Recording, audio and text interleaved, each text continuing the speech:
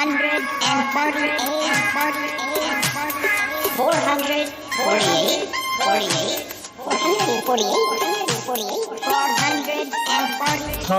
four, three, two, one. Darling, it's the Shy Life podcast.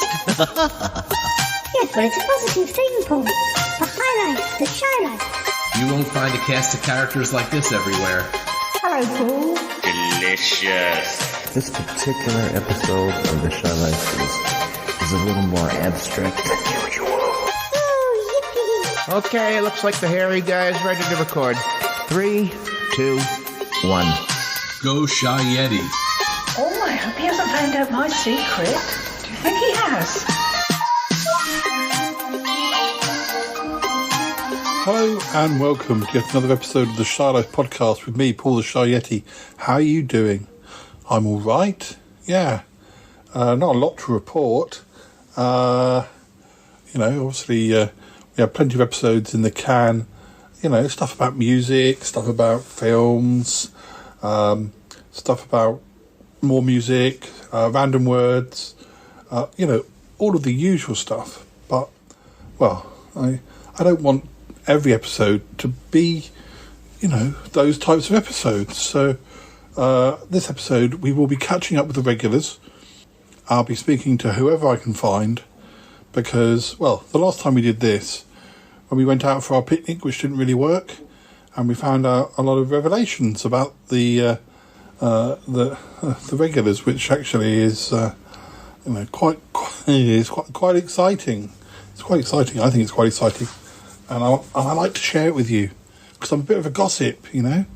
Talking about music and films and random words and whatnot is all very well, but you can't beat a bit of gossip about the regulars.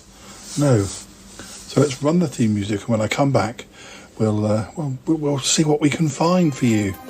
Yeah, come on, run that theme music. It's time for my old buddy, old pal from across the channel, across the pond, Bob Chandler, the Shy Yeti. He's not that shy. Oh, it's the Shy Life podcast. Yeah. All I wanted was a pie. And then I hatched out with an egg. Okay, bring the mic over. He's ready to record. It's the quiet ones you've got to watch, Is it metaphorical? Is it deep? Is it deep? Good boy. He's not all that shy, is right. Blimey, Governor. It's the Shy Life podcast.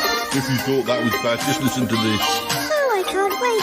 I can't wait for it to begin. It's the Shy Life podcast. He's positively glowing.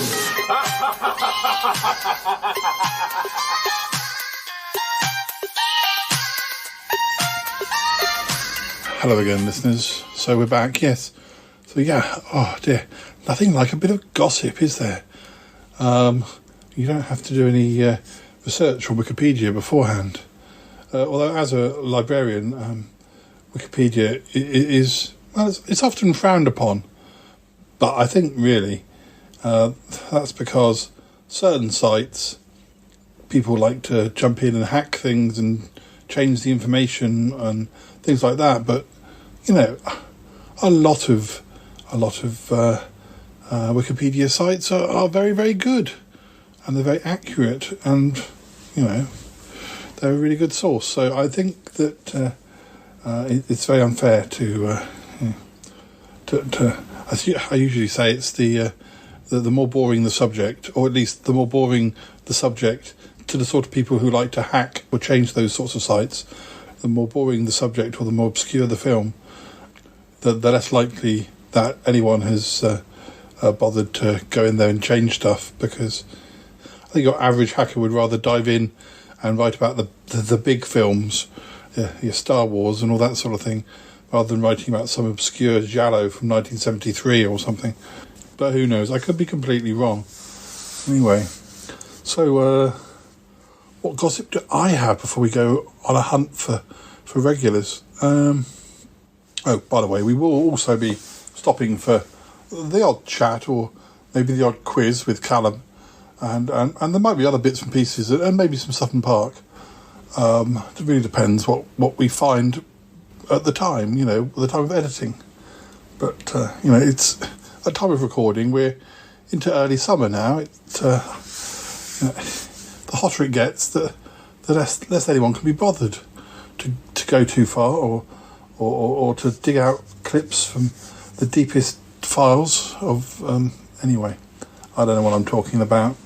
Obviously, a lot of people love going out when it's hot. I just find I've got no energy. So I want the episode to come to me. I don't want to have to go hunting too far. Sorry, listeners. I'm one very lazy Yeti today. But, well, you know what Yetis have to contend with. All that fur, I can't shave it down, to the nub. I look silly. I just have to put up with it. Anyway. One piece of gossip that I did discuss with you when we were recording our last Chatterbox show. Well, I think it's probably our last Chatterbox show as far as has been released. I got those postcards. Yeah, those postcards from Ethel the landlady from 1993. Yeah. She used to be known as Ethel the landlady from 1992, but the most recent contact we've had from her is definitely from 1993 with those postcards. I just don't know how they showed up. They just turned up. There they were, wrapped together posted in one envelope. I mean, I accept that. Who knows, how they all got bunched up like that, and when exactly they were posted. But originally they were posted in 1993. But it just makes me wonder if, Ethel the landlady ended up her days living in Sutton Park. I get very confused, as I'm sure you do, listeners. I mean, I've never been able to work out whether Ethel the landlady is she's clearly from a different dimension, one where I went to live with her, which isn't what happened. Very, very confusing. Try to avoid confusing things like that on hot days, but there we go. Here comes Cromitty. Cromitty, how are you doing? Oh, hello, Paul. Hello, how are you? I'm pretty good. Oh, you're pretty good, you say? Oh, yes, Paul, I'm pretty good, yes. Oh, why do you ask?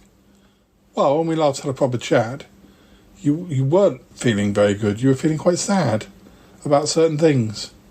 Oh, yes. Well, that was then, this is now.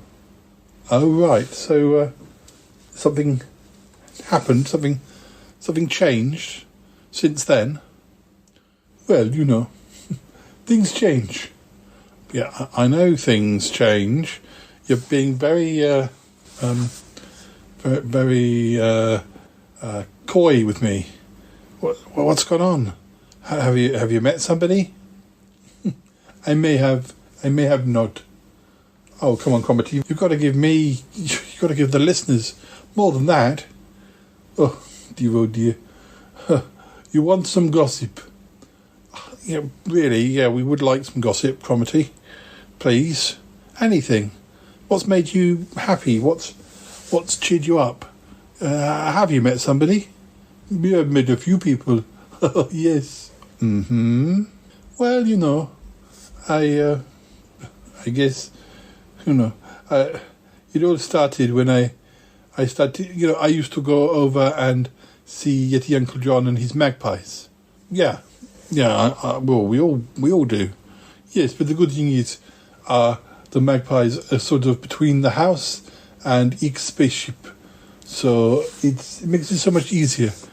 You can sort of be going to see Eek, but pop in on Yeti Uncle John. It's a nice setup. I guess so. It's a pretty shabby little shack, but there we go. The magpies seem fine. Yes. I guess one day they will totally, train him up. But for now, we'll just have to put up with Yeti Uncle John as he is. Well, yes, of course. So, you met somebody at Yeti Uncle John's magpie shack? No.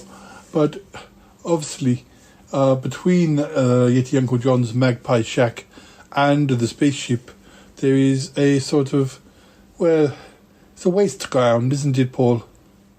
Yeah, it is a waste ground.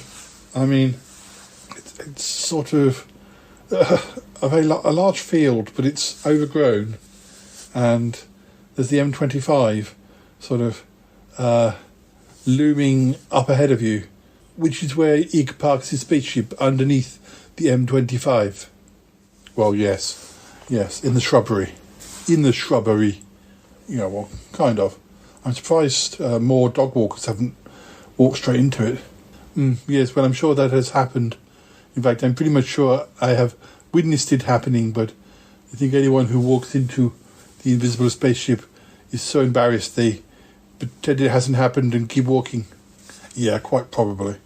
It is a shame that area isn't better maintained or actually a proper park, but I'm pretty sure it's been sold for, they want to build another industrial estate on there or something, or at least that was the plan. Oh dear, that will probably affect poor Yeti Uncle John. Well, I do hope not, because he's only just bought his magpie shack. Yes. Well, anyway, it is, as you say, not so good. Not such a great place for walking, and yet people do walk their dogs on that wasteland. They do, yes. And, yeah. Well, it's not just dog walkers. I also bumped into a number of people who do, like, a yoga out there. Really? Yoga? On that wasteland? That's not very nice. There must be better places than that. Well, Paul, there isn't, is there? Well, no, listeners, there are some lakes, some little lakes, man-made lakes, which people fish in, and there's some fields, but they're farmers' fields, and there's the canal, and there's wasteland, and around us there's a lot of green, but it's not, well, that user-friendly. Exactly. So these people, they have to do their yoga on the wasteland, although they have chosen a nice bit, and they make sure that there's no rubble or litter on it before they get down to it. Okay. And what? You got talking to the group? I got talking, yes. I was concerned about the posture. I thought that they might damage themselves, but anyway, apparently they're all very bendy, and well, I'd say hello as I walked past, but then one day I asked if I could join in. Okay. Oh, so you're doing yoga now with that group? Yes. And so it's helped with your your feelings? Yes, Paul, yes. I seem to feel more positive. Now, is that the yoga, or is that because of the people you met at the yoga? Well, I think it's probably a bit of both. So there is a special someone in this yoga group. No, then maybe it's early days. I don't want to say. Okay. Well, I'm glad to hear it anyway. I'm glad to hear that you're feeling more positive. And, it probably is a good thing to, meet a new face or, meet some new people from outside the podcast, especially as we've all been locked down for quite a long time and haven't been able to see people or certainly not meet new people. Let's just hope that continues, because who knows? Well, as you say, who knows? And we really must make use of this time whilst we have it, in case things have to be reversed. Yes. Oh, well, I'm very interested. You will tell us more if there is more to be told. I will, Paul, I will. You what? Tell what? Who? What's going on? Hello, Yeti Uncle John. Just talking to Cromitty. Oh, yes. We were just chatting about my yoga classes. Your yoga classes. Yeah. Yes. How are they going? Very good, thank you, Yeti Uncle John. And he's been coming past quite a lot recently. He used to come past to go and see Ick, but half the time he never gets that far now because he's going to his yoga classes.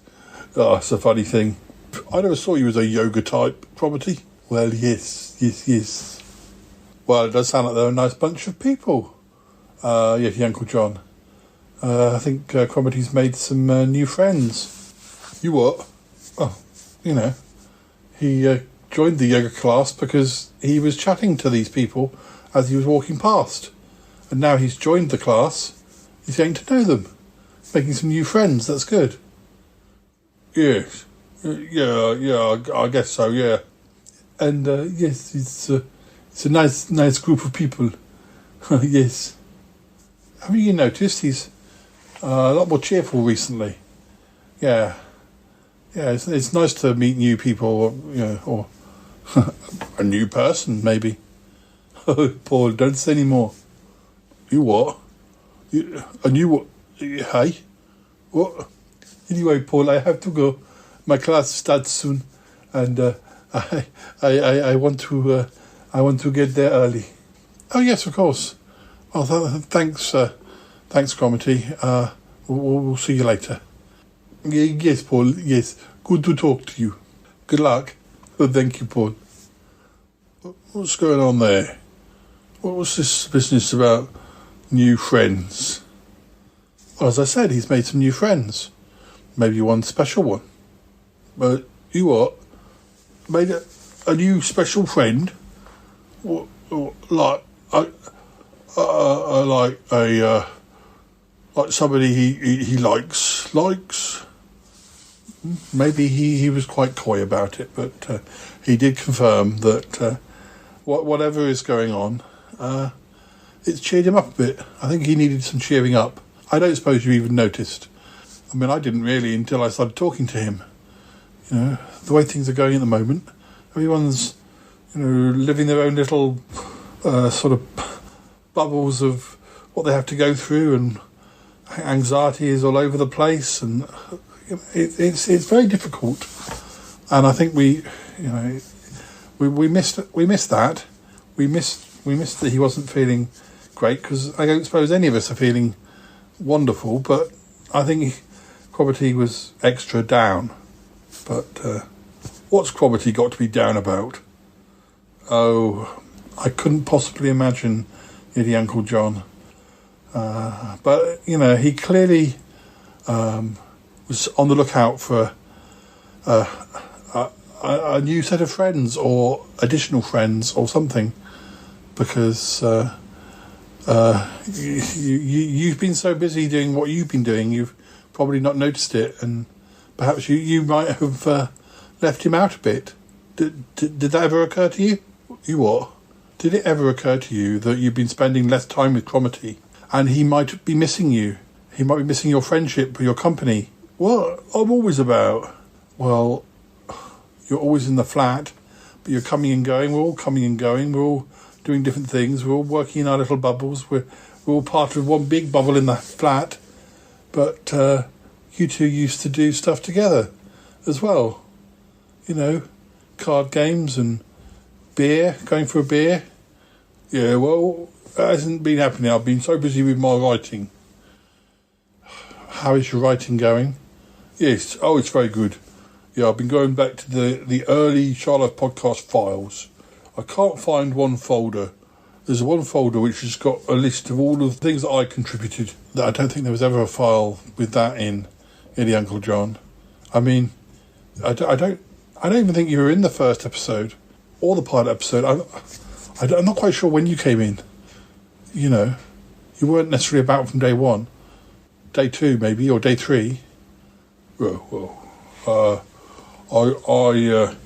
never did agree with the way you started, rushing along, recording episodes without even consulting me.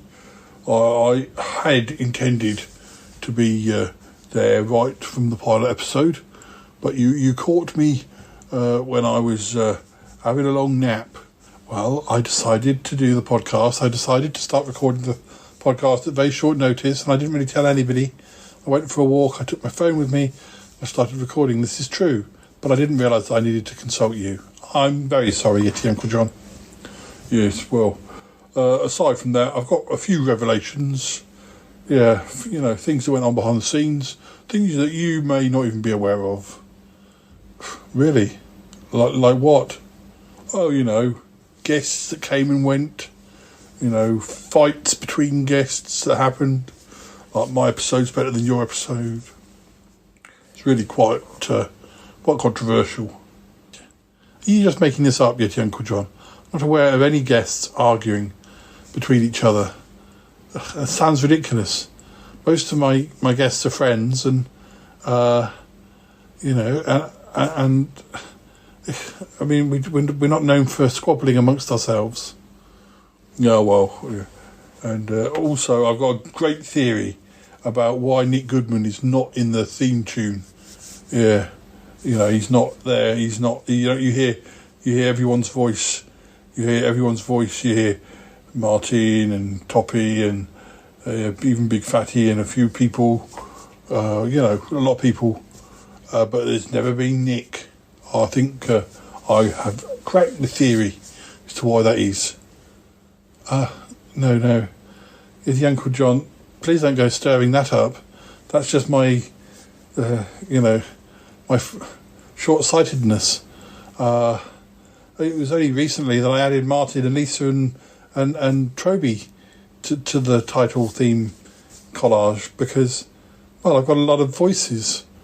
Got a lot of voices in there, and and I was having a chat with Martin Holmes, and he jokingly said, "Oh, I'm not in the theme music," and I thought, well, no, you're not, and you should be, and so should Lisa and Andrew Troby and Nick, but I mean, Nick's in so many episodes that I'm always thinking, well, there'll be a really good little snippet that fits into the title music. I just haven't found it yet, but it's difficult because there are a lot of people involved in the show, and as time goes on, you think, oh, then that person should be in the title sequence, that person should be in the title sequence, and also some people contribute certain things, or they help with certain aspects of the show, but not necessarily this aspect over here. They're involved in this aspect over there. Oh, right, Paul. Well, that works really well as a podcast,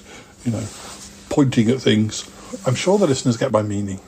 Well, I'm just saying that it's difficult. I've also worked out who that guy is who laughs right at the end of the second theme music, ha ha ha ha ha ha ha. Yes, I know who that is. So it's all very exciting. I'm not sure you do know who that is. Well, you might do, but come on, Paul, we all know that's long-lost cousin Algernon. But no, it's not. No, it's not. That's not long-lost cousin Algernon at all. That's my friend Lee. It's from an episode of Sutton Park. Anyway, look, I don't know why we're arguing about this. Just be very careful about what you're writing. Your book sounds more and more dodgy by the day. You've got problems with the shame inspectors. I'd hate your sort of obsession with writing about obscure elements of the podcast, or just writing your theories as facts. I would hate it if any of that ended up being another strike, or you really, it's not going to end well. I never liked the idea of you doing this book. I don't know why. You insist on doing it the way you are. Because it's fun. Because it's what I want to do. Yes. Well, quite clearly I see that. And woe betide anyone who tries to stop Yeti Uncle John doing what he wants to do. Exactly, Paul. Anyway, I've got to get off. I've got some leads to follow. Some leads to follow? Okay. Yes. What do you mean you're going to go and follow Cromitty over to the wasteland and try and work out who it is that he's particularly friends with? Oh, I didn't say that. You did. Yes. Well, woe betide you if you cause any trouble. Well, it's not for you to be saying. No, it's not for me to be saying. Run along then, Yeti Uncle John. What, eh? Run along. Got things to be talking to the listeners about. Oh, all right then. See you later, listeners. It's very exciting, this book. I hope you'll pre-order a copy. No advertisements, Yeti Uncle John. I wouldn't be pre-ordering copies of anything. You might get banned. It's gone. Anyway. Well, listeners, next up, I think we'll share with you a clip. And as I say, I'm not sure whether it'll be Sutton Park, a quiz, but I'll play the music and we'll see what shows up. And then hopefully when I come back, I'll be able to chat to some of the other regulars. Because I want to know what's going on with Ick. Okay. Pregnant Ick. Gosh. Anyway, right. Let's have a listen. Let's see what's coming up next.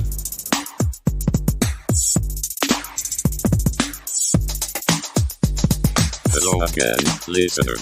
It's me, Cuthbert the Robot. I'm so glad to be back with you all. Next up we have some Sutton Park clips taken from between episodes 165 and 168 recorded way back in late summer 1993. Paul's friend Harry has just been turned into sausages and there is further trauma when Nick shows up and Paul has someone new to blame recent tragic events on. Oh dear, here it comes. Enjoy! Exclamation.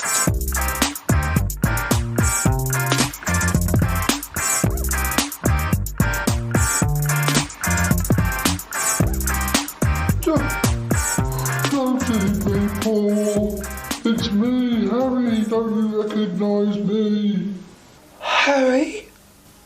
Oh my goodness. Yes. They turned me into sausages and crisps and various other savoury snacks. Well, Harry, I'll eat my eclair then. Oh no, don't eat the eclair. Goodness knows what that might be. Well, there's pastry and stuff. Oh, that's what you think. Oh, what am I gonna do? Well, Harry, I'm not sure there's much you can do. Leave me alone. Oh, are you sure?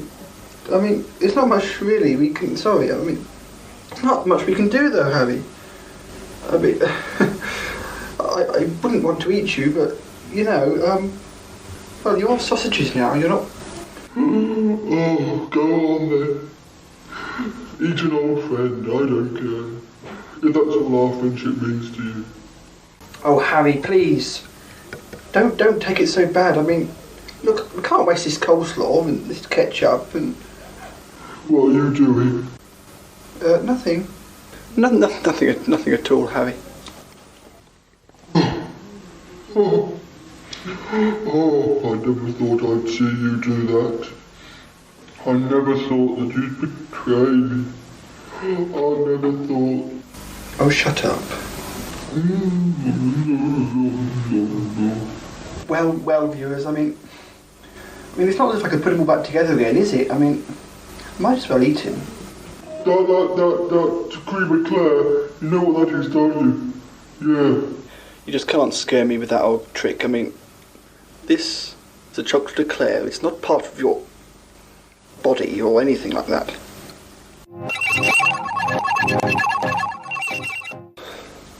Well, I think I've had time to recover. Dear, whatever we're going to do without Harry, I'm not really sure what to do next.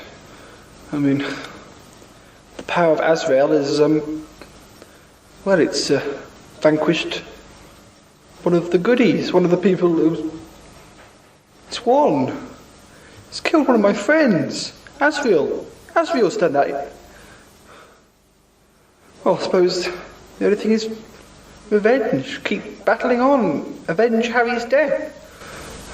Oh dear, I really shouldn't have eaten him. Just wasn't the right thing to do.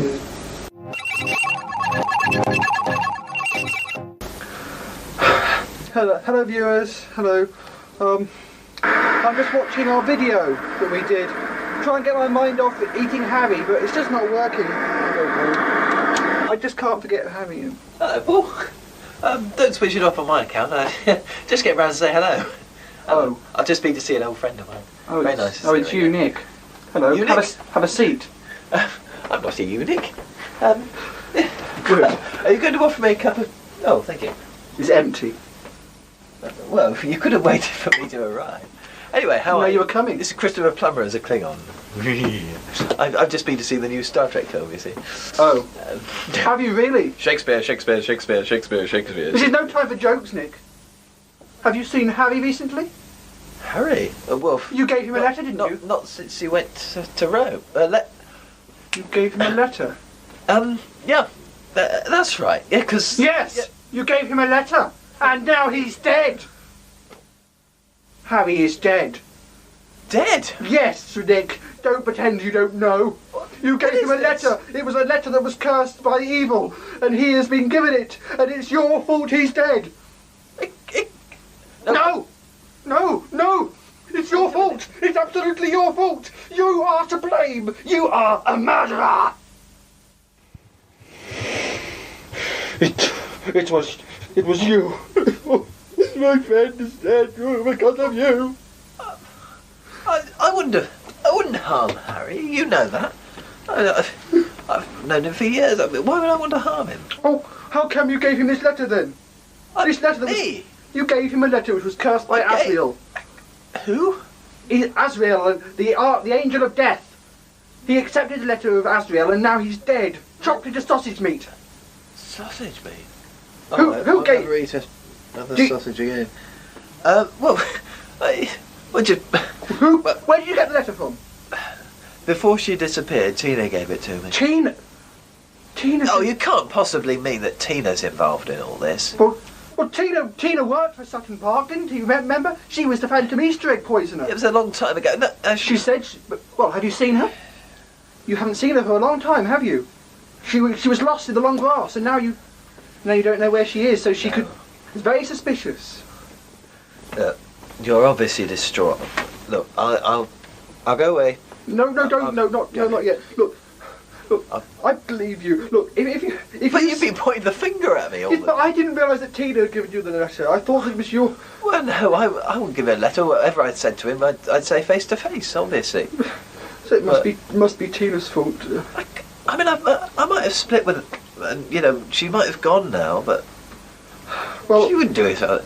Well, if she was possessed, though, she wouldn't have any control over her actions. Didn't we get her clear of the power, though? We got her clear, but who knows? I mean, she'd be prepared for it now. She'd be able to resist it. Yes, but who knows? She may have...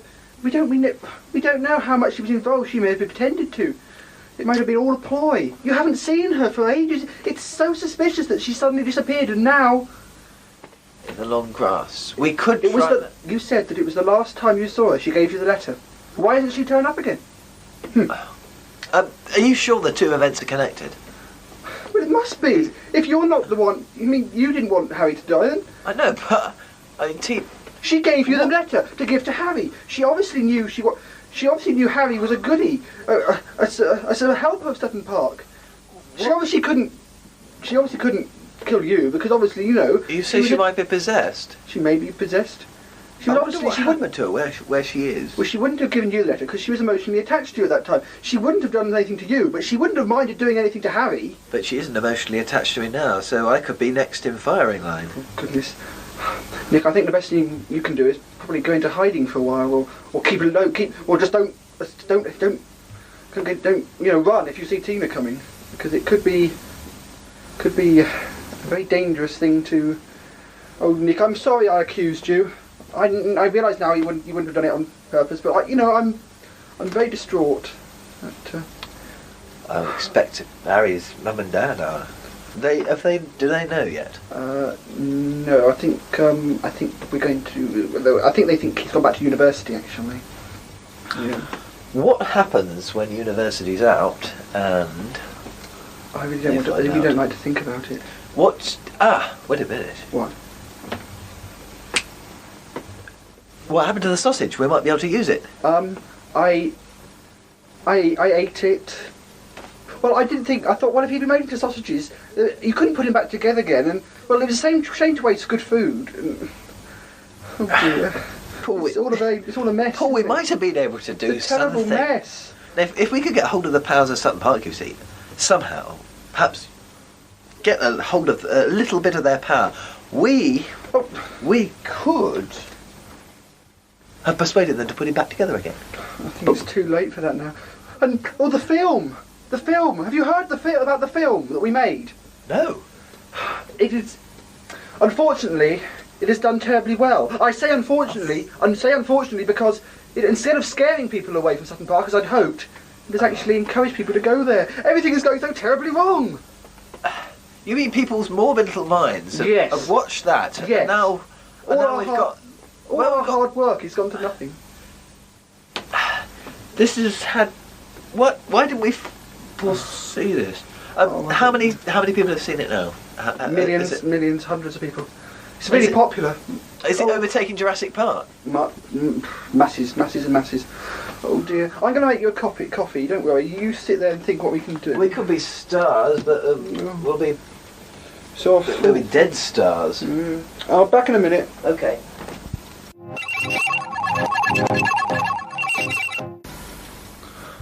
Enjoying your coffee, Nick? Yeah, it's alright. Oh God. I know, it's just so awful. I mean, having such bad luck. I mean, yeah, it's Harry's gone, and Robin's had to go and have a rest in France. He's gone to France, and it's just I haven't seen Danny for ages, and I haven't seen Kerry and Phil and like Danny. Yeah, Danny. I haven't seen him for ages. I saw him in town. What? Only a few days ago. He was just walking around in town. Oh my goodness. Well, you know, didn't you know he was around? No, I thought. Well, I haven't seen him for such a long time. Well, yes, he was there. He was. We was walking near his house. My goodness, he might be exactly who I need. He could help me because. I mean, you've got to go into hiding now to hide from Tina, and Robin's away, and Harry's away. I've got no one to help me, and Danny might be exactly who I need. Thank you, Nick. Thanks a lot. Great. Oh, great.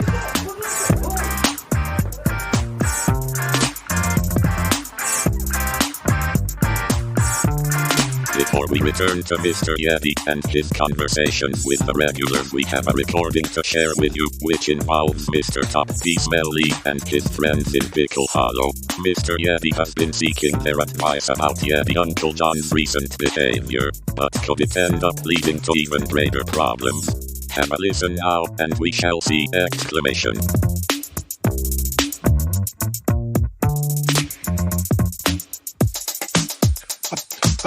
Toppy, it's really good to get to chat to you. Just you know, just boys talk, just you and I. But yeah, something I want to ask you about, though. I don't want to bring the whole thing down. I want, just to catch up. No. I wanted to ask you some advice, and this will not surprise you. I just wanted to ask you, about Yeti Uncle John. Oh, things have just gone from bad to worse recently. Oh no! I mean, this is leading up to is that I was wanting to ask you if you would have a word with him, but I'll tell you just so you. I don't know if you've heard, all the different things he's done and the magic and the and trying to do forged comics and all sorts of things, but anyway, it's largely gone on for years unchecked. But unfortunately, in the last 6 months or so, his activities have drawn the attention of the shame inspectors. Oh my God! Yeah, I mean, the shame inspectors that Isaac and Declan they do a podcast in the UK called That's a Shame, and they're the shame inspectors, and Yeti Uncle John had been given 3 strikes, and unfortunately he's hit every one of them, and he's hit his 3rd strike, and I had to do some really hard talking to kind of get them not to send him to shame jail or whatever it was they were going to send. But I just don't know. I'm at the end of my tether. I really am. Oh, I'm sorry. What can I do to help? I just think he would respect you. He respects you because of the magic, and I think if you could just talk to him and maybe edge it round to he needs to really take this seriously. He doesn't listen to me. He's like, oh, you're just picking on me. But it wasn't for me talking to them. He just, if it happens again, there's no talking in the world that's going to get him out of the trouble. He'll have to he'll have to do the time and pay the prime and do the whatever it is they say. But he's going to be in shame jail, something like that. Yes. Oh my God. And there's nothing. I've already got him out of it once, and it's only because I'm friends with them that they agreed. But if he's such a loose cannon, he just. And I don't know if you heard, he's supposed to be writing this book, and partly he's trying to make it sound like he had a lot more to do with the start of the podcast, but he also is trying to sort of dish dirt and make himself look like the sort of champion, and I've told him that's just all that sort of stuff. It's just going to end him in trouble. But he won't listen to me. He won't listen to me. Oh my goodness! Will you talk to him for me? Or Paul, I'm not exactly sure what to say, but I'll try. I'll try to talk to him. Yeah.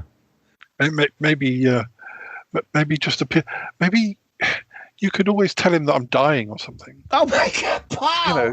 Say that I'm really ill. Really and those dire straits? No, I'm not. But I guess. But if you told him I was ill, maybe he'd behave. And he said, it's really getting to him. I mean, I don't want to pretend that I'm ill, but I might have to if it keeps me out of shame jail. Oh dear Lord. Oh my goodness, Paul! How do you get yourself into these fixes anyway? Maybe don't say I'm dying. Just say I've got an ingrowing toenail or something. Oh, an ingrown toenail. Right, but it's because of stress or something. But maybe it's infected, and you're going to get sepsis and die. Yeah, something like that. Or whatever makes him behave himself. Oh my God, Paul! I thought my podcast was screwed up, but okay, all right. At least you can keep yours under control. I mean, dear. Well, thank you. All right, I'll do the best I can. Okay. If anyone can help, then he'll listen to you. But, I hope so. Thank you. Well, you're welcome. We'll see.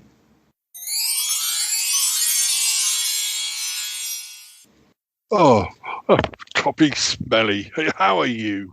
Well, I'm doing good. Gee, it's good to see you. Look at you. You're looking good. Oh, it's been sunbathing. Yes. Oh, is that what it is? Oh, okay. Yeah, I put margarine all over my face, and I think I slightly cooked. Yes. Yeah, but margarine. Well, okay. Listen. I kind of had a recent conversation with our good buddy Paul Chandler, and I just sort of wanted to visit with you, just to see how things are going with you. How are things going with you? Oh, well, I have to admit I've not been spending as much time on my magic as I would like to, but I don't know if you've heard, I'm working on a book, and that's taken up a lot of my time, doing all the research for that. Yeah. Tell me a little bit about. I'm curious about your book. Oh, it's just sort of warts and all, behind the scenes, the podcast type thing. Sort of telling the truth behind the show and everything. And the truth. My point of view. Yeah. All right. Okay, well, this is interesting. Now, what? Now, I sort of sense from, Paul, and now you and I both know Paul can exaggerate a little. He gets a little excited, right? Yeah.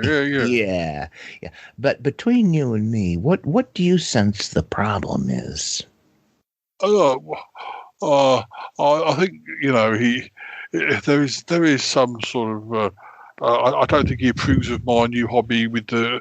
I don't know if you've heard. I've been bringing up magpies, and that It's been taking up a lot of my time as well. I have. I do listen to the Shy Life podcast, and now I have. Yes, I've heard that. Yeah, and well, you know, I've got myself into a little bit of trouble lately. Okay, a little bit of trouble. Now, I feel like I'm your friend. You and I have a long relationship now. But I'd like to know about this problem. Well, it's those damn shame inspectors. Isaac and Declan. They I don't know, some of the things I've been up to in the last year or two. They going on, we're the shame inspectors. You've broken rules, and we'll strike you off once, we'll strike you off twice, we'll strike you off 3 times. And then, well, how many strikes have you had? I've had 3. Oh, shit! But then I was supposed to be going to shame jail or something. Oh, no. You know, nonsense. And then Paul talked to them, and then apparently it wasn't happening. But this is my last chance or something stupid. So nonsense. What are we going to do here? This is your last chance. Listen, I want this to come out good for you. What are we going to do here? I don't know who these people think they are. I don't know if they're making up rules as they go along. We are the shame inspectors. I mean, they're just 2 podcasters, that's all. I guess so. I guess, you know, there's this old saying, Uncle John, if you're going to play, you got to pay. Now, you've been jumping into arenas that perhaps, you know, maybe you haven't been ready to jump into. This is my feeling. Sometimes. Sometimes. No, all the time. No, look, you know I love you. You know, you big lug. No. I love you. But you have a tendency to just dive right off the deep end. Oh, well, it's difficult. I'm so talented, and it's difficult to know. Yes. It's difficult to know. You know, should I be doing this? I need about 6 of me to do all the things I'm talented at. No, listen. I am your biggest supporter, your biggest fan. I get all of that, but the thing is, there are a lot of other opinions out there that perhaps, when you engage in these arenas, you're going to have to kind of deal with. Well, yeah. I know there are a lot of untalented people who are jealous of me, and they think that they can by shouting loud. No, dear. Well, now, maybe, you know, maybe, I'm not sure. I mean, I don't have the full picture here. I'm kind of just depending on what Paul told me and what you're telling me. But is it possible? I just wonder if it's possible that you've had a misconception about this whole thing. Oh, yeah. I mean, there might be some misunderstandings. I mean, those shame inspectors, they're quite young chaps. They don't know about people like us, you know, us old folk. You know, they think we're young and we're like in control, and you know they've got there's another thing coming if they think they can just boss us around. They're young, are they? Huh? Yes. And they're bossing you around. Yeah, well, kind of. All right, they're under 30. They're under 30. Oh my God! Yeah, they've got hair. They've got hair. Everything. This changes everything. This changes it. I'm going to talk to Paul, and I'm going to give him a piece of my mind. Just you wait. Listen, I think this whole thing is not about you at all. No, I don't think so. No, you're right. I'm going to talk to Paul. I'm kind of pissed off now. Yeah, thank you. Just you wait. Thank you. Just you wait. I'm going to talk. Listen, you hold still. I'll get back to you. I'm going to talk to Paul. Thank you, Toppy. I knew I could depend on you. Yeah, you got it, buddy. I'll talk to you a little later. I'll call you. All right? Okay, thank you. All right. Oh, Aunt Tappy, I don't know. I did ask Toppy if he could talk to Yeti Uncle John, and I just hope that he can make him see some sense.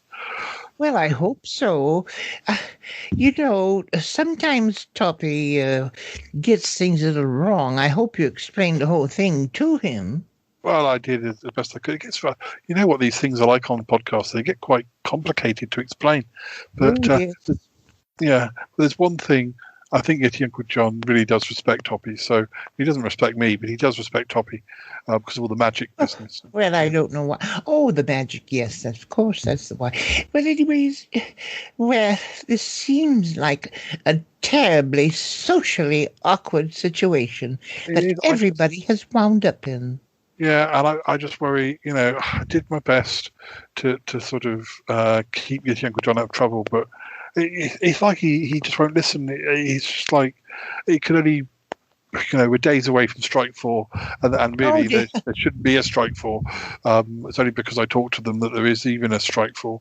Oh, Strike 4, you're out. Oh, yeah. Oh, my goodness. Well, I can understand your angst and anxiety, Paul, dear. I think it's just, I don't know. I can only do so much, but there comes Toppy. I can see Toppy coming. Is he? Oh yeah, well, talk to him. Yeah. Hey, Toppy. Hey guys. Yeah. Hey, what's going on? Oh, I was just telling Aunt Tappy about you talking to Yeti Uncle John and things, and talking to Aunt Tappy. Well, just a little bit. Yes, that's all right. Yeah, it's fine. I just feel, Anyways, so where are we? How are we? I'm all right. I mean, hopefully. Toppy, we're all right. What's the matter with you, dear? I don't know. I don't know what's going on. He's probably cross because of Yeti Uncle John. No, dear. Yeah. Well, how did it go with Yeti Uncle John? Well, we had a heart-to-heart. We had a meeting of minds. We sat down together and pondered the situation. And all I can say is, are you out of your freaking mind? Oh, what's wrong? Why are you cross with me? Paul, you're dealing with a couple of kids doing a stupid podcast. What are you? This is ridiculous. Toppy, have you heard their show? They're not kids. They may be under 30, but they know what they're talking about. They're not stupid. Under 30, they're kids. Oh my God. They're brainiacs. They know stuff. Isaac can play piano and everything. It's these are child prodigies. My 96-year-old grandmother could play the piano. I don't know what that means. Anyways, Paul, I mean, I think there's something of ageism going on around here. Oh, come on. I mean, yes, I 9 times out of 10 I'd say yes, that's a possibility. But this is Yeti Uncle John. Well, he does these things, and Isaac and Declan, they may be under 30, but they are the shame inspectors, and they do have authority. And what can I'm just trying to look out for Yeti Uncle John, I told you so, Toppy. He's just trying to look out. Why don't you cooperate? Wait, what do you want me to cooperate? But I'm sort of behind Yeti Uncle John here. I'm supporting him. I mean, maybe we shouldn't say anything. Maybe you're right or not right, but maybe he needs you on his side. Maybe that in itself will be a sort of the moral guardian to kind of keep him behaving himself. Oh, you know what, Paul? I think you're absolutely right. Yeah, I think, Toppy, you go right ahead and supporting Yeti Uncle John. And, but not to do anything bad. Toppy, not to do anything bad. Yeah, exactly. Oh. So just support him and encourage him and agree with him when he says the things he says. But, all right, what are these two kids? What's their stupid podcast called? That's a shame. That's a shame. They're not kids, though. They're No. They're, all right, fine. And where can I find this stupid podcast? On the interweb with all the other podcasts. Yeah, it's a shame. That's a shame. That's a shame. That's what I meant. That's a shame. Yeah. Okay. Well, I'll look up these two punks, and I'll give a listen. And boy, well, you want to talk about shame? I can lay a whole lot of shame. Anyway, we'll find out. You know what? I didn't know how much anger I had here, Paul. I'm getting a little riled up. But Choppy, dear, caution yourself, dear. Oh, yeah, dear. No, I'm getting riled up. Oh, golly. Aunt Tappy, I don't know. Yeah.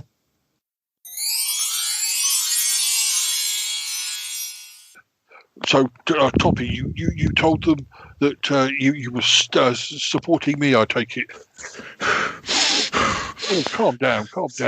No, I'm whew. I gotta calm down. I gotta come down from my anger high. Yeti Uncle John, I was on an anger high for you. Oh, that's how angry I was for you. Yeah. I mean, really. You look flushed. I hyperventilated just a little bit. Yes, breathe. Well, it's just good to have your support, Tommy.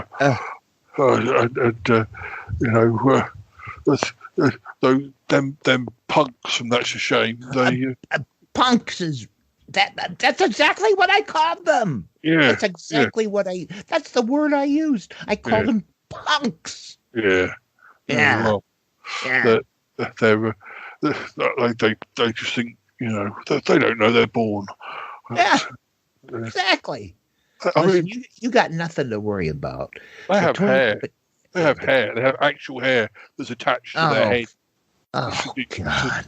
I hate that. People have hair. Yeah. Ugh. Oh, God. Oh, my God. Oh, it's fine. Together we'll make Paul see that that we're not doing anything wrong at all. Yeah. Oh, you got it right. You're not doing anything wrong. I'm not doing it. Anyways, we're not doing anything wrong. It's these other punk kids. No, exactly. So, when do you think I could start sawing a person in half? Can we do that soon? Sooner rather than later? Yeah, I'm looking forward to it. When? Sawing the old mag. Oh, you want to get back? Oh, the magic. Okay. Let me get back to you on that. Okay. Yeah, thank you. I'll call you. All right. When there's an I'll call you. And I need to have a word with you for the book as well. So I need you to dish some dirt. Oh, yes. Okay. This is going to be fun. It's going to be fun. Get them punks. Yeah. Yeah. All right.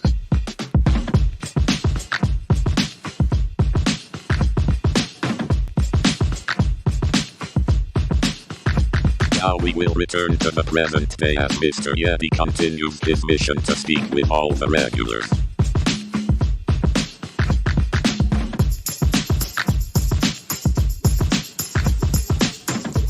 Hi listeners, I hope you enjoyed what has come before this bit.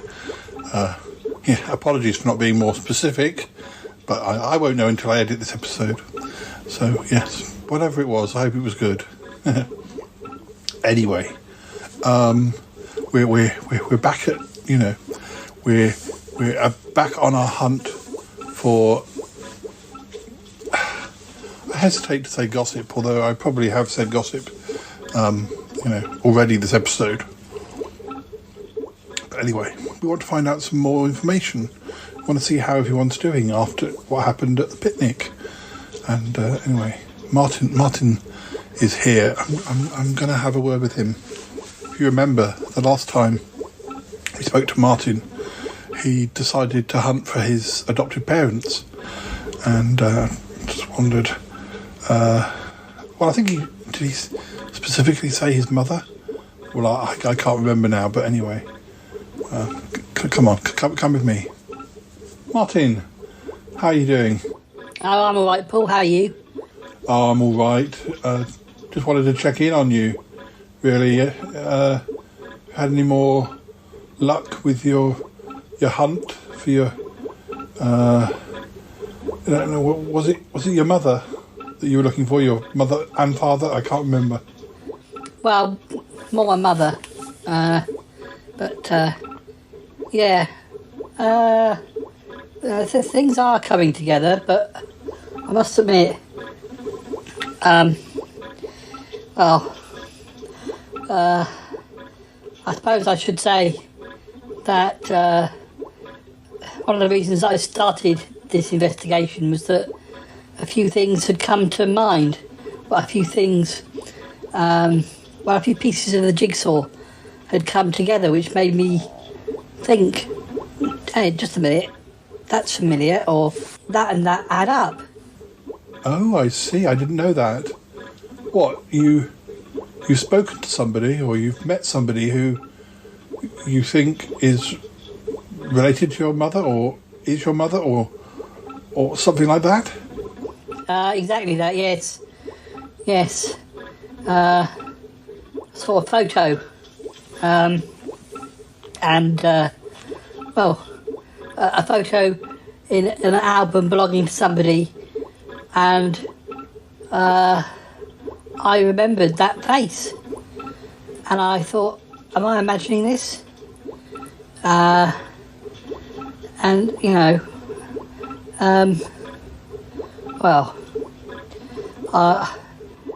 probably should have started looking into this a long time ago.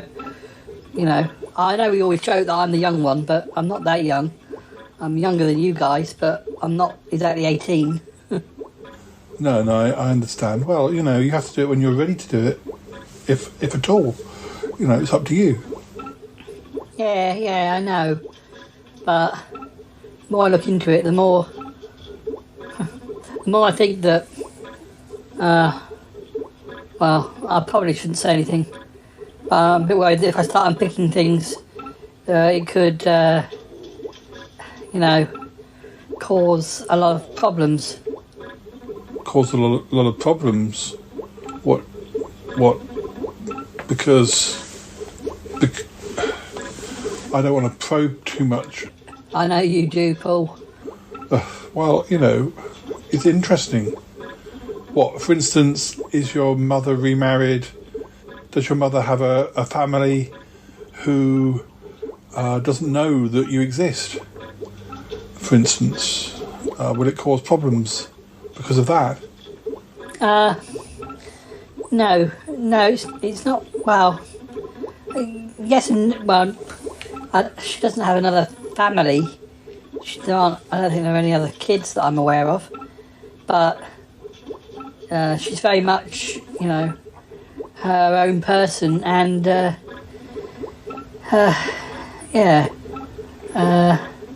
I think that if it's probably a side of her life that she's deliberately doesn't discuss, and I think I know who my father is too.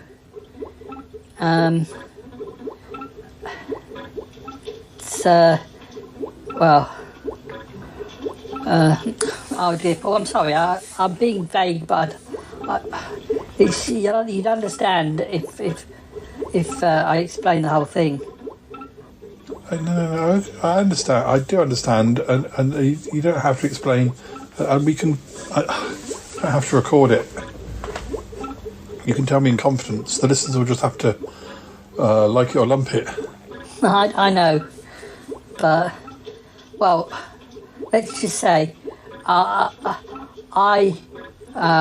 father. I think, if this is right, my father and my mother were married at the time, but when they split up, she didn't know she was pregnant, and she chose not to. She chose not to tell her husband, and she was unable to keep me. Whatever It's yeah. Oh, Martin, I think that you need to move at the pace that you need to do what's right for you. You're the victim of all this. Well, I don't see myself as a victim. no, that's not quite the right word, is it? But you're innocent in all this. You did not choose to be born, and and you've made a perfectly successful life with your adopted family.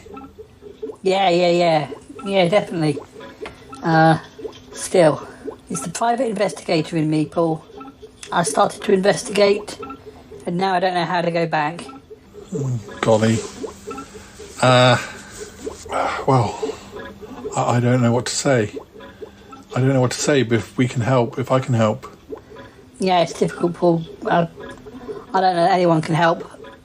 Either I pretend I don't know what I know, or I say something and then everyone's going to find out. Everyone? Yeah. Well, it's probably an exaggeration, but it will change things. I'm sure.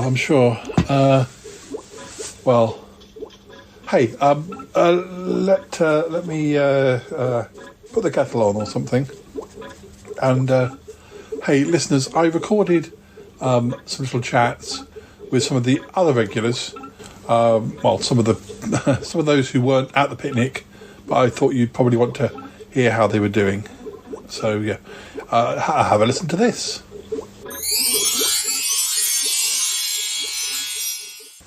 Hello, it's me, Charlie Gurr. How are you, Paul? I'm all right. How are you? Oh, I'm fine, yes. Eating lots of pies, as usual. Oh, good. Eaten anything good recently? Yes. I had a very good raspberry and belly button fluff pie. Very good.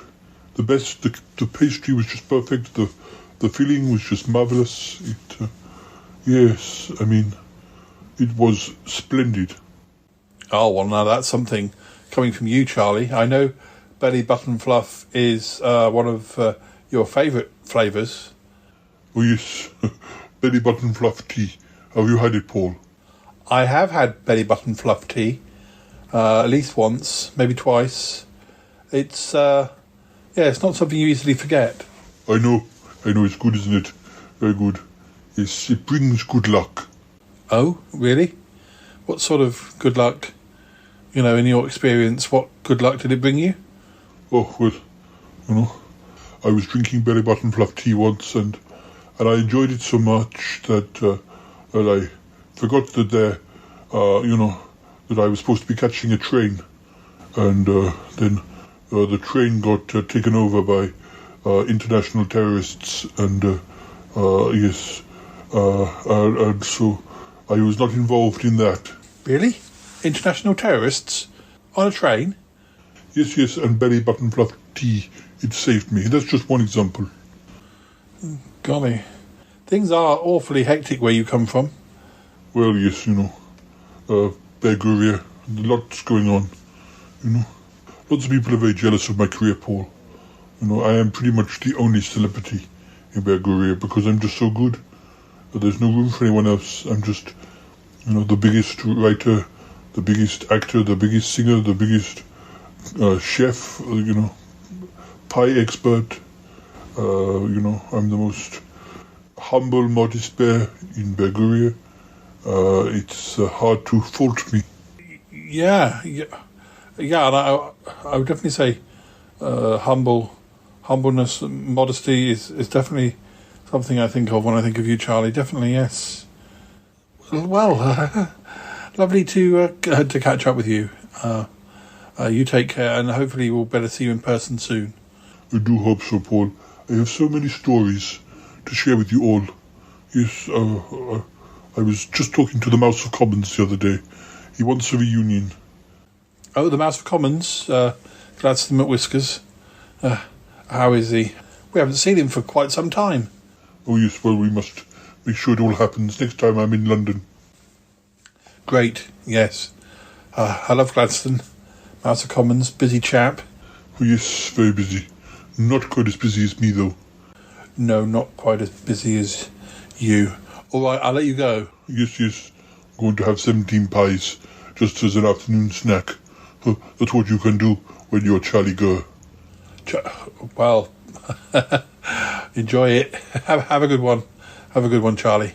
Yes, Paul, I will. Absolutely. See you soon. Bye-bye for now. Bye, Charlie. Bye. Hello, darling. How are you? Oh, I'm fine, Bettina. Can we expect to see you sometime soon? Oh, yes. I wanted to talk to you about that. I really want to come over and see August. I really do. It's very strange, isn't it? He, no sign of Damius, but, he seems very settled as August, and, that makes me happy. Yeah, I know what you mean, Bettina, yeah. I mean, I would say he's probably having more success. Well, depends how you measure success, but he's having exhibitions of his art, on Ganymede, and, he's so prolific. Paintings and nose models and although he was a successful actor, he was more behind the scenes because you didn't always know he was there. Yes, darling. Yes, absolutely. Yes, I totally agree with you. He's much more centre stage than he ever was as an actor, and I like to see that with him. But my plan. I was talking to Aunt Tappy the other day. I don't know why do I call her Aunt Tappy? She's not my aunt, but everybody calls her Aunt Tappy. You, Toppy, Oh yeah, she's definitely Aunt Tappy. I couldn't just call her Tappy. No, I feel the same. I don't know why. Ever since we got back in contact, I didn't used to call her Aunt Tappy back in the day, but I think ever since we've been friends again. So yes, golly. What was I saying? I was having a word with Aunt Tappy, and she thinks that, I think she's slightly concerned about me trying to rekindle a relationship with Damius in his current guise, but I said to her, she's not seen him. I said to her, he's, you wouldn't recognise him. He seems very, settled and the art is, he never picked up a paintbrush in the past, not until everything, I don't know. I was thinking, nonsense, but I was thinking, what if he was always meant to be August Evans? Or what if he was, as a teenager, what if he was more artistic and something happened which made him be the sort of nervous Damius, and then maybe this is him going back to the way he should have been. I know, it's silly. Well, I don't know about that, Bettina. Hasn't Damius been Damius as long as you've known him? Well, yes, I know, but I guess, I've known him on and off for 40, 50, years before we were in a relationship, and he's always been like this. Well, do you remember when he used to sort of put on that sort of, posh voice, acting voice? You went through that phase. Oh, yes, darling, of course, yes. Yes. He was all sort of, hello, I am Damius Twinklehorn. How are you? Oh, darling, yes, just like that. Yeah. Yeah, and yet, in a way, I almost would have thought that voice sort of fits his August Evans persona, or guys, or whatever. But, we still have the same nervous voice, or the same quavering Damius voice. It's not necessarily something we're going to get an answer for immediately. We just have to, go with what we go with, or go with what we get, I suppose, I should say. Oh, yes, darling, I agree. Well, I will arrange to come over for tea. I want to take him out more. Now we're allowed to go out a bit more. I think he should get out of that laboratory. Do you know it's been 6 months? Well, at least 6 months. No, more than that. More than that since he turned up. No, you're right. It was right at the end of 2020, wasn't it? You know, the very end. So, yeah, he's barely been anywhere. He has been to the shops, but you know, that is it. It would be a good excuse for you to take him out. Yes, darling. So, well, we'll arrange it. Good.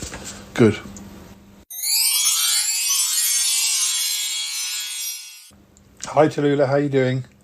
Oh, hello, my darling. Oh, I'm fine. It's always lovely to hear from you, my dear. Thank you, Tallulah. Always lovely to hear from you too. I was just wondering, you know, I was talking to Bettina earlier, and I was thinking perhaps we should organise a picnic whilst we can all sort of still meet up. You know, you and her and me and some of the other regulars and your brother, of course. Oh, my darling, that would be lovely. I would love to do that. We must arrange it. It's like sometime in August. I mean, not August, Evans. The month August. Oh, darling. Yeah. I didn't know quite how your terms worked at the music school. No, that would be perfect. Not working at all in August. Not at all. Great. Well, Bettina is very keen to, you know, just get to know August better. I think she's postponed any hope of getting in contact with Damius, but she accepts that she might need to start again. And I know that's probably not what you want to hear. Oh, my darling, I quite understand. It's the only way. I mean, he may not be able to remember us, but he does, you know, he knows something. There's some sort of bond. Yes, and he's seen photos, hasn't he?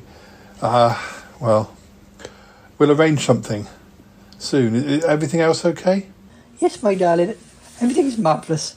But we're coming up to the end of term, so, you know, busy. Busy, yes.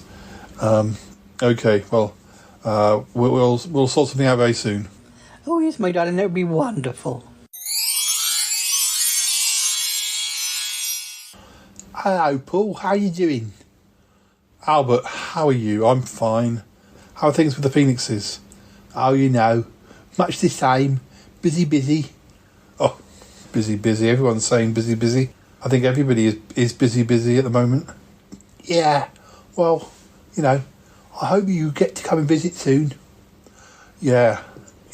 I haven't really spoken to Yeti Uncle John about this, but you know about his magpies. Oh yeah.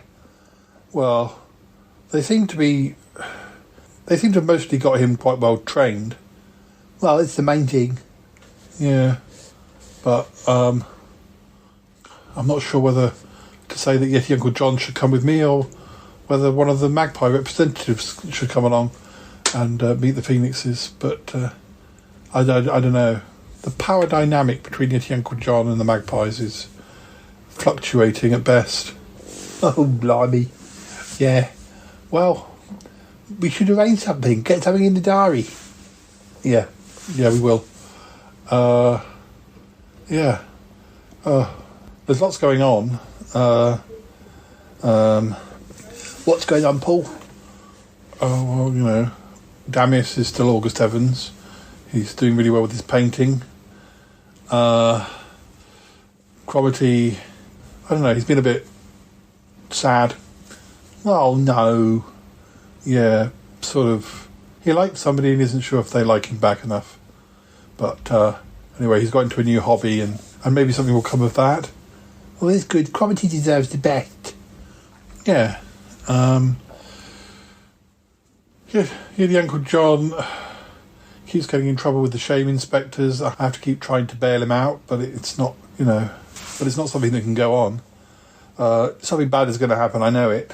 Well, yeah, I mean, he's his own worst enemy, isn't he?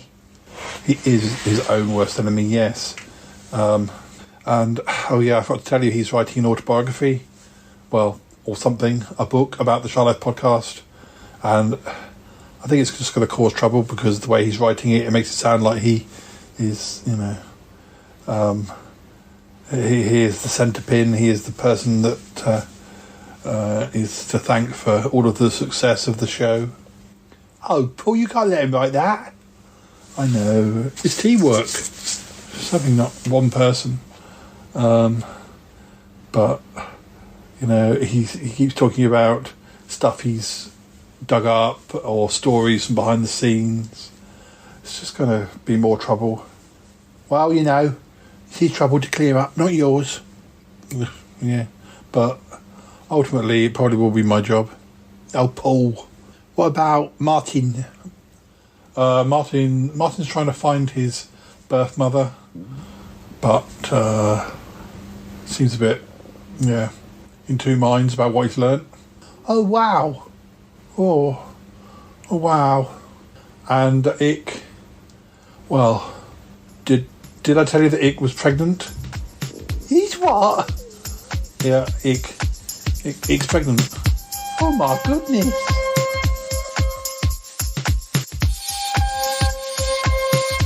Hello again, listeners.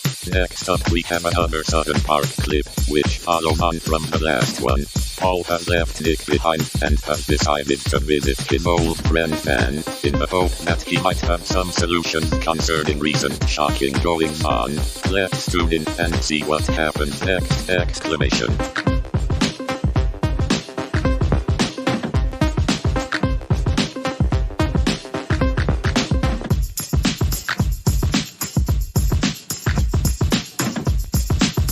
I love you, I love you.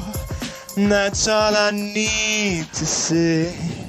Till I find the way to say these words. Daniel, ma belle, sont les mots qui vont très bien ensemble. Hello, viewers. I'm at near Danny's house.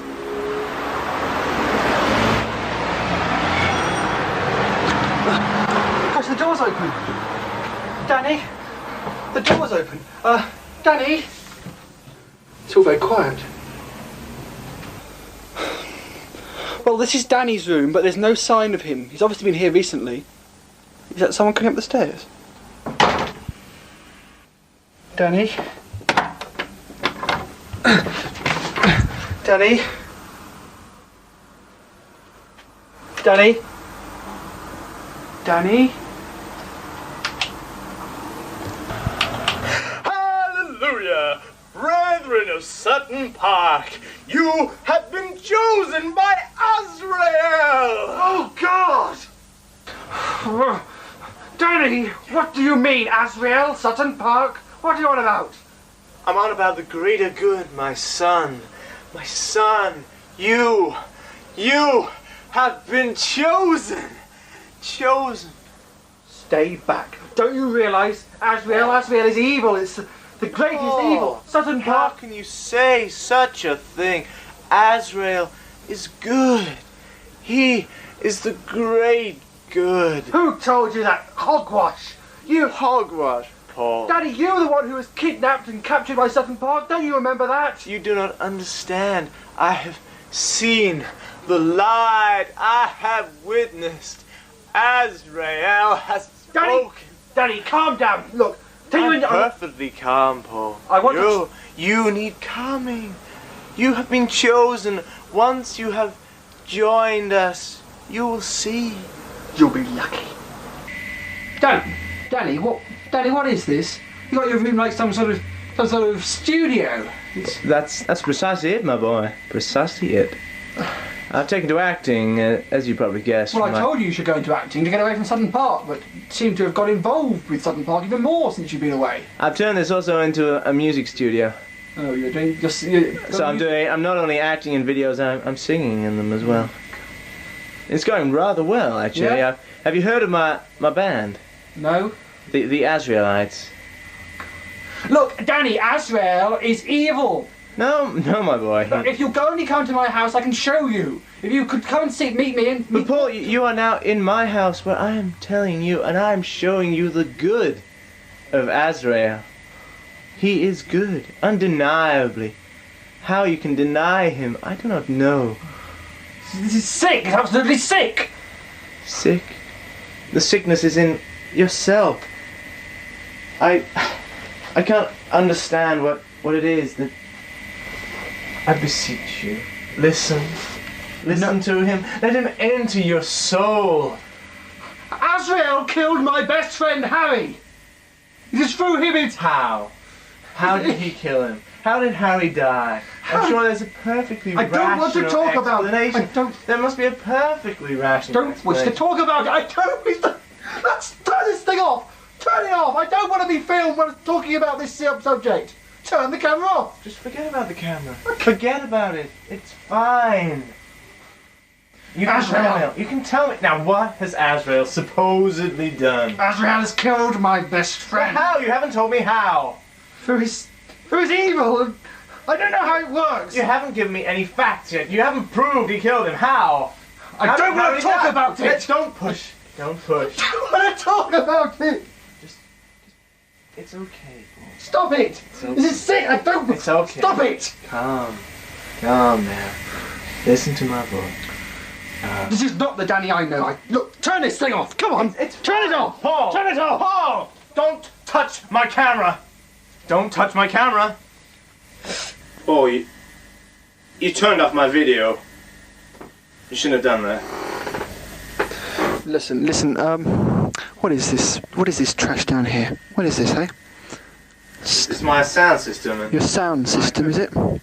Really? Well... Yeah. It's wonderful. Yeah, all you're trying to do is promote the evil of Azrael. That's what you're trying to do. Oh, that's completely wrong. I want to promote myself, but Azrael is guiding me.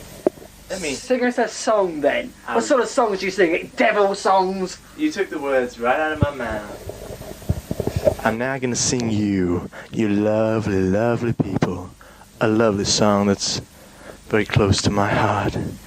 Hang on. And here we go!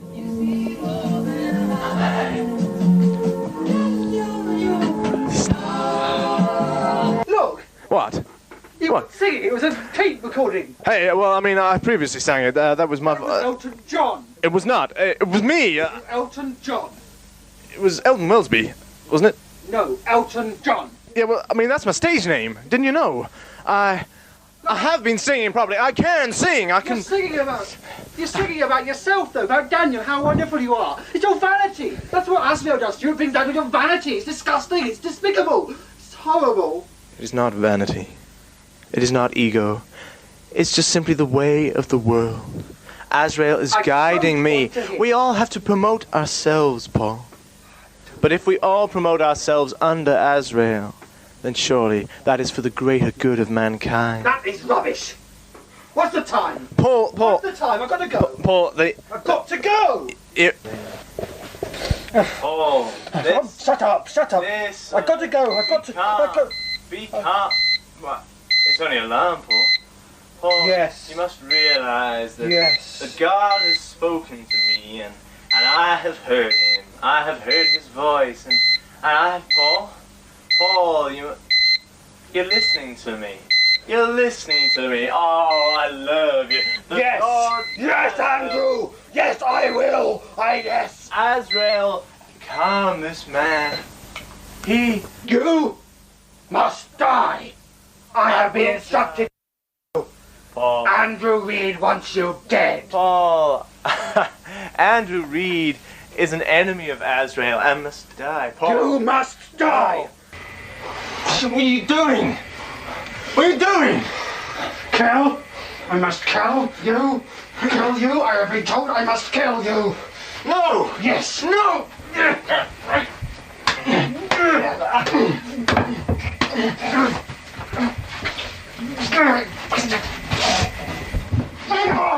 Yes.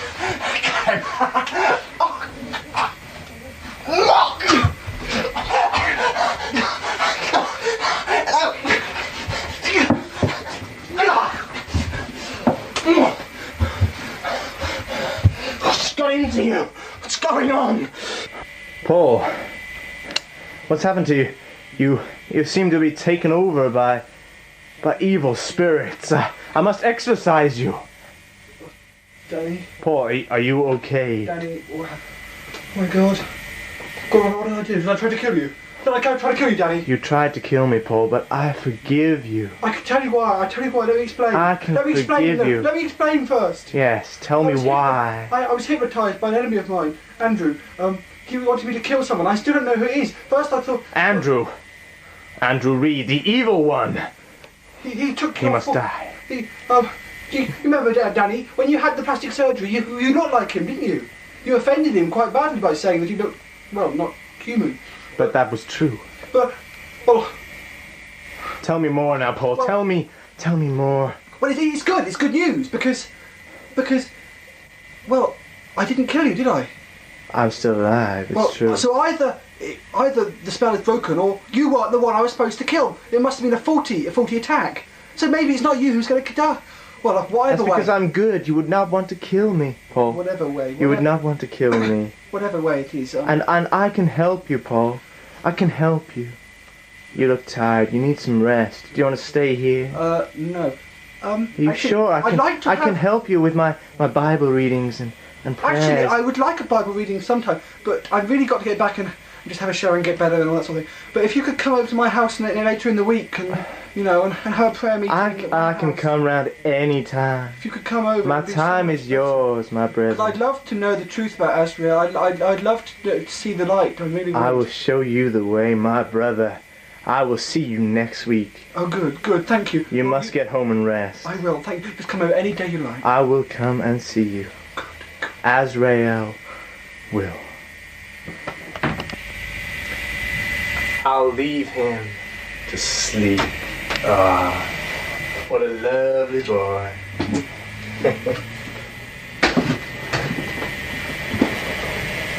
Peaceful dreams, my brother.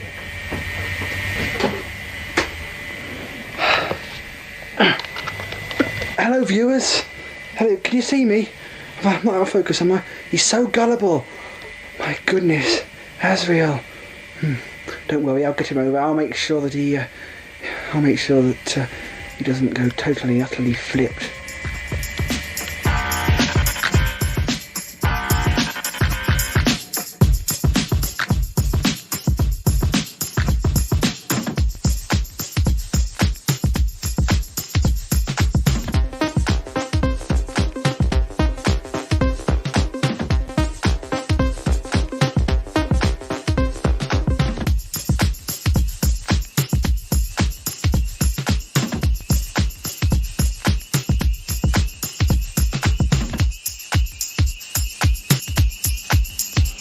Hi, Ick. How you doing? Hello, Paul. I'm all right. How are you? Oh, yes. Same old. Oh dear, Paul. That doesn't sound very positive. Oh, no. No, I just mean that, well, things are sort of getting back to the old routine. But, there's a possibility that could change. Of course, I was just thinking, there are still some episodes in the can that I recorded last year. So I think whatever happens, whatever way things go with lockdowns and all that, it won't vanish from the podcast for a while because, I'm sure there are episodes we recorded that were recorded during those times where it'll be evident that we were talking at a distance. Anyway, talking at a distance is something we do even in, healthier times. Well, not you and I. No, not you and I, but, some of my guests I haven't seen for many years or have never actually met. Not in person. Oh, yes, of course. All of your American friends. Yes. Yeah, the only people from Pride 48 that I have met, in the same room, were Adam and Scotty the Aussie Battler, because they both came to England and I met up with them for a coffee. Oh, golly, Paul. It's so wild, isn't it? Yes, it is pretty wild. I mean, I've never actually been in the same room with Martin Holmes. Oh, golly. Well, you know, you make up for it by being in the same room as Sticky Martin. This is why you mustn't have people with the same names on the same show.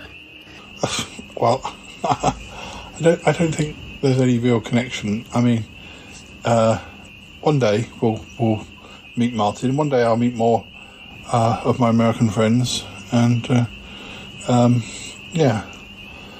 Anyway, what are we talking about? I wanted to ask about you. Yes, Paul. I hear you've been doing the rounds. Oh, I'm sorry, Ick. I didn't mean to be quite so unsubtle.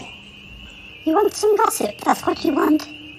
Well, in my defence, when we went for that picnic, I hadn't suggested it because I wanted to hear all of your gossip.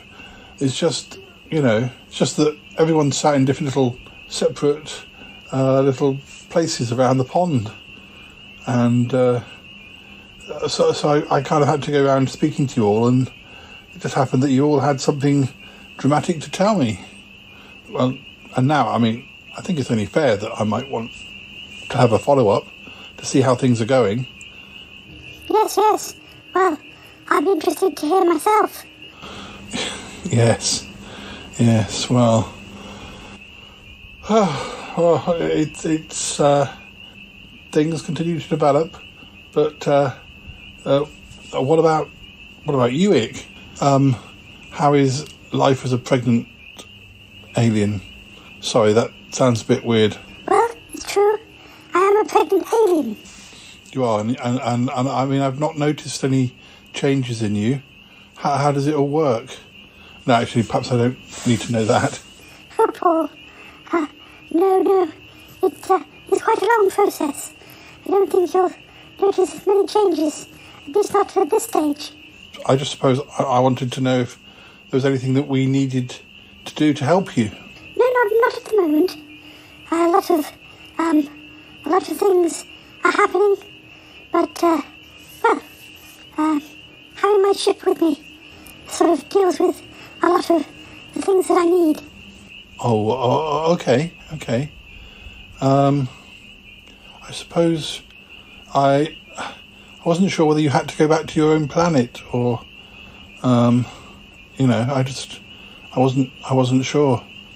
No, Pierre Paul, I'm not going back there. Golly, no.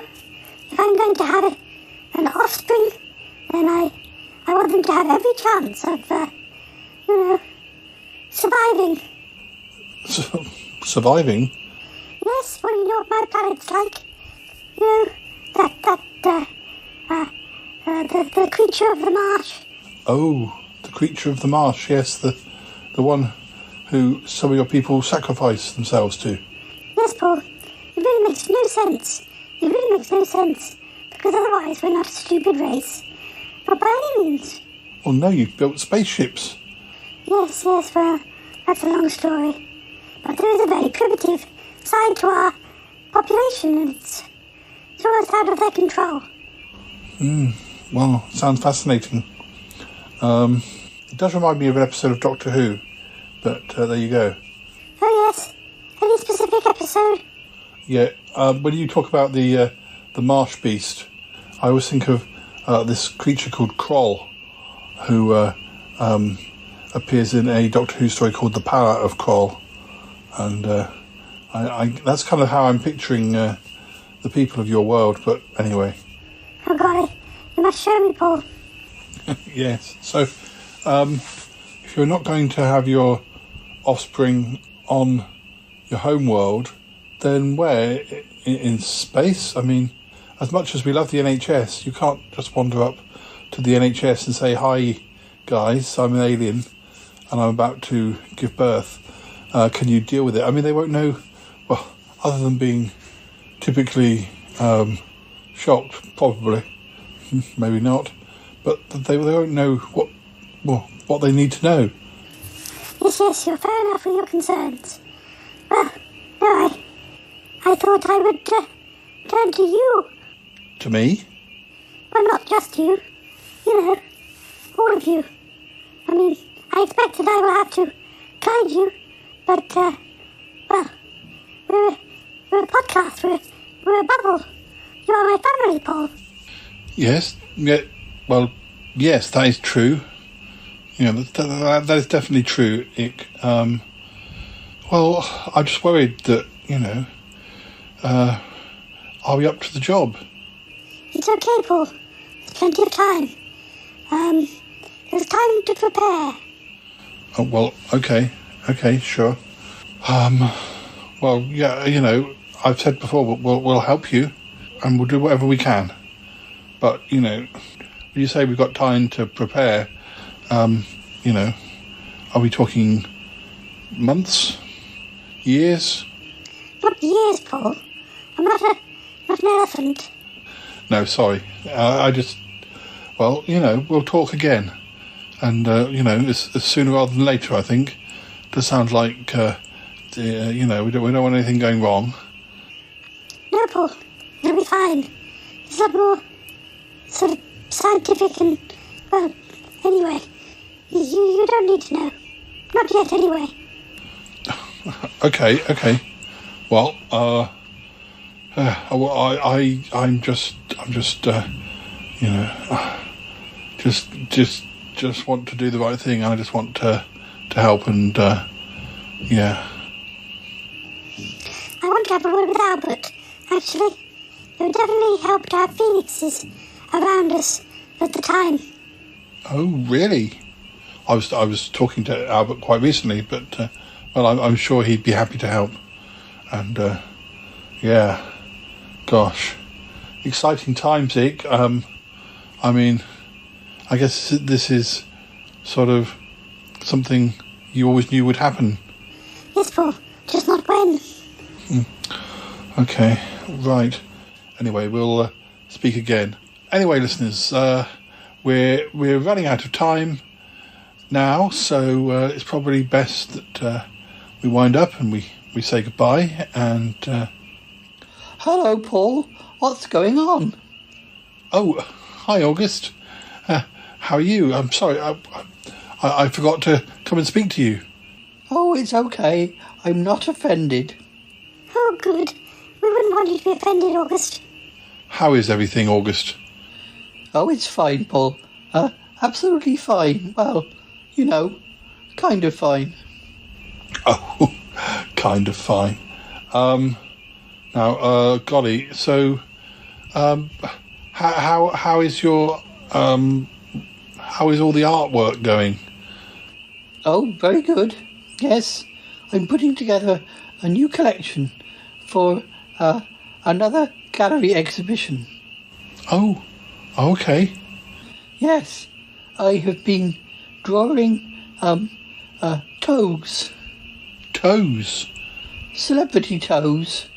Well, you know, within the world of podcasting. Really? Wow. The art world moves so quickly. You know, I knew you were doing a collection of noses, but I didn't realise you'd moved on to toes. Oh yes, Paul, toes. Absolutely. Toes is the in thing for 2021. Wow. So, have you had the people visiting you? Have they been showing you their toes on Zoom or Skype, or have you had photos? Oh well, Paul, a mixture of all of them. Wow. Well, I look forward to seeing your collection of toes. And, yeah. Right. Well, I suppose we ought to say goodbye, and unless there's anything else you want to tell the listeners. Oh, I didn't realise I was being recorded. Oh dear. Well, you know, please, listeners, don't say too much about my toes. It's meant to be under wraps for the moment. Oh, right, your toes are meant to be under wraps. Well, just let me know, because this episode won't go out for a few weeks. Oh, it's okay. It's fine. It's just a tantalising glimpse of the next stage of my artistic career. So it is, yes. Fascinating. Well, listeners, I hope you've enjoyed our catch-up with the regulars, and as I say, we have plenty of episodes in the can, and we'll definitely have something exciting for you next episode. But for now, we'll say goodbye, and thank you to August, and thank you to Eek as well, whilst they're still with me. My pleasure, Paul. Oh, yes. My pleasure, too. Good. Right. Okay. Listeners, look after yourselves, and we'll speak again very soon. Bye-bye for now. Bye now. Goodbye, listeners. Oh, yes. Goodbye, listeners. Oh, yes. Oh.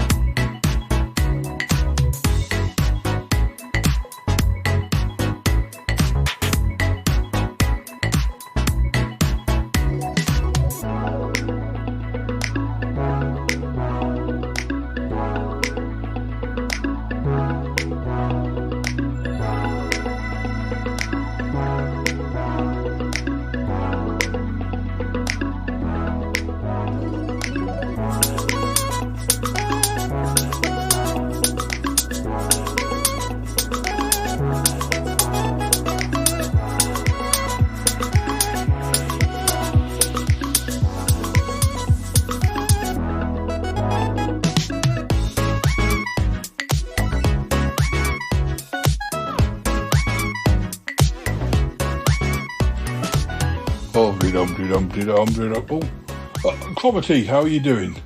Oh, hello, Yeti Uncle John. I'm fine. How are you? Oh, yes, I'm all right. Have you been at your yoga class? Oh, yes, Yeti Uncle John. I have. I've been yogaing around. Yes. Was it stimulating? Did it achieve what you were hoping it would? Oh, yes. I feel very refreshed. Good. I was wondering, it's a nice bunch of people you yoga with. Oh, yes, very nice. Yes, very nice indeed. Oh, yeah, and anyone you specifically, particular friend? Oh, everybody. I like them all. Yes. Why do you ask, Yeti Uncle John? Oh, no, I was just wondering, I was just worried that all this yogaing you might be taken away from us. You don't have time for your old friends. Oh, Yeti Uncle John. I don't think that will happen, but you never know, though, do you? Things can happen and things can change, but for now, I think I'm not going anywhere. Oh, well, I should hope not. It's I know what it's like. I'm very busy writing my book. Oh, yes, your tell-all book. Yes, well, make sure you don't make anything up. Make sure you don't tell all a whole pack of lies, I would never do that, Cromitty. Just sticking to the truth, what actually is going on, what's happened. Well, I'm glad to hear it.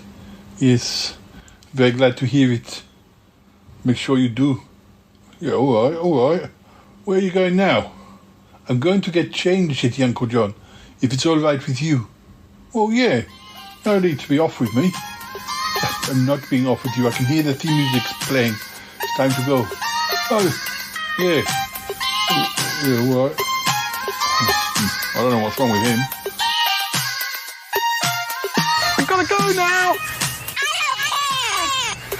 Bye! Gotta go! Bye! Goodbye.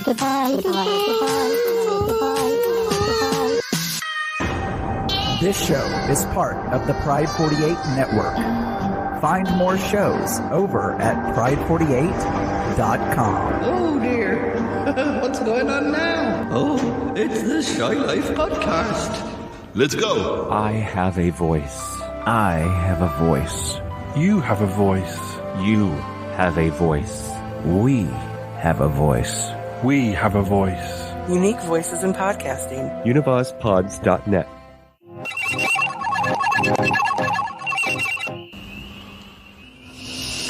My goodness, it's very strange.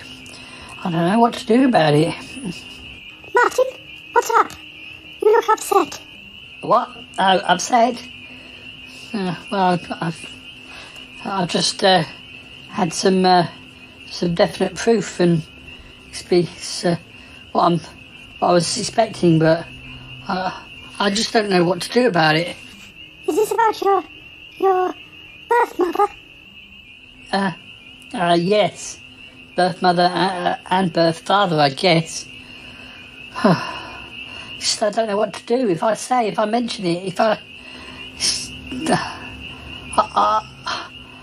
just don't know. This could have quite an effect. Well, you look upset. You look very upset, Martin. That can't be good for you. You have to say something to somebody. You have to share what you know with someone. You don't have to take things any further, but you do need to discuss what you're going through. You're not wrong there, Ig. Can I show you something? Of course, Martin. What? This letter. It's got the name of my, what is like 99% certain is my birth mother and father. You probably won't recognise the name of the father, but look at the name of my mother.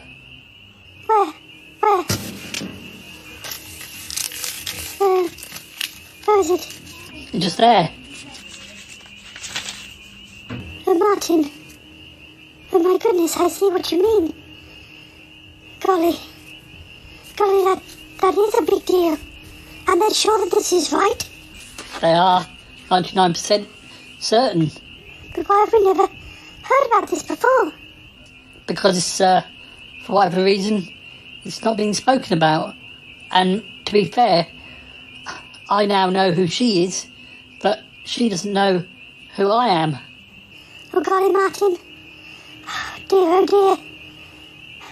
But I just think you need to tell her. I know, I do. It's just that it's a big deal. Oh golly, come on, let's put the kettle on. Let's have a chat about this. We don't have to share it with anybody else. No, I can't, not at the moment.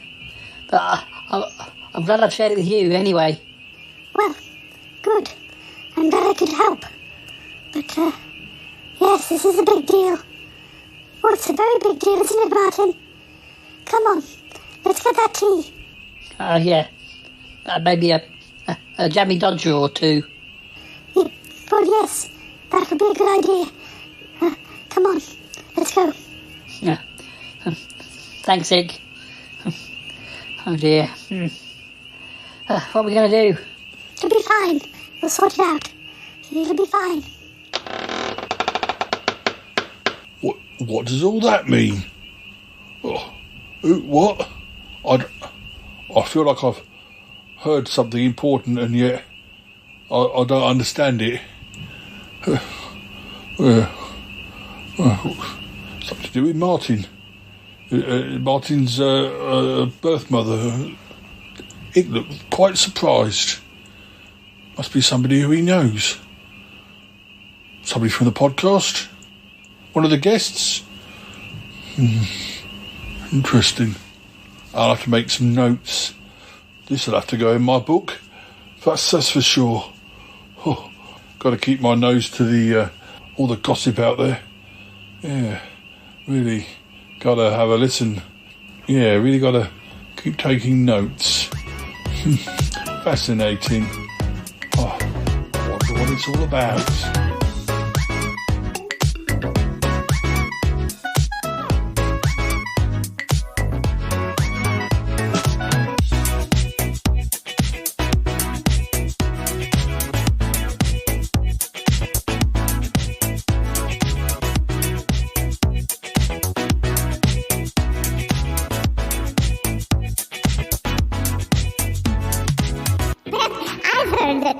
Extremely nimble. Nothing. Oh, my God, nothing. There's nothing I like better than having a new Shy Life podcast hit my ear bone, my ear canal, something like that. 148, 448, 448.